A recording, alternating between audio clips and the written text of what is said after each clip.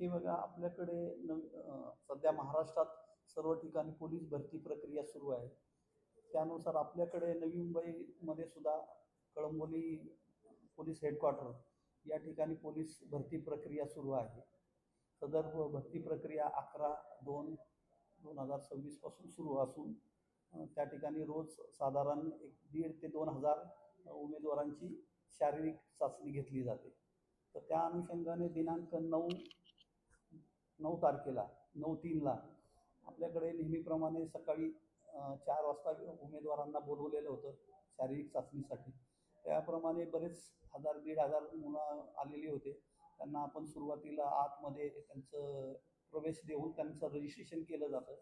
Registration केल्यानंतर त्यांची छाती उंचीचं मोजमाप घेतलं जातं आणि त्यानंतर त्यांना जे पात्र होतील त्यांना आपण चेस्ट नंबर दिला जातो आणि त्यानंतर त्यांना त्यांची शारीरिक पडताळणी म्हणजे शारीरिक चाचणी घेतली जाते, ज्यामध्ये रनिंग, गोळाफेक आणि रनिंगमध्ये 2 प्रकार असतात, 1600 मीटर आणि 100 मीटर. तर ती चाचणी घेतली जाते. तर त्याप्रमाणे हे बरेचसे विद्यार्थ्यांची मोजमाप चालू होतो. तर त्यामधील 4 विद्यार्थी हे आतमध्ये निवारा हॉलमध्ये बसलेले होते, ज्या ठिकाणी छाती उंची मोजली जाते. तर त्या ठिकाणी ते बसल्यानंतर थोड्या वेळाने ते उठून बाहेर निघून गेले, टॉयलेटला जातो म्हणून. आणि त्यानंतर ते बऱ्याच वेळाने आले. तर आल्यानंतर त्या ठिकाणी गोविंद झालटे म्हणून नावाचा एक शिपाई होता. त्याच्याबरोबर इतर 2 अंमलदारसुद्धा ते लाईनमध्ये लावून घेण्याकरता त्यांची ड्युटी दिलेली होती.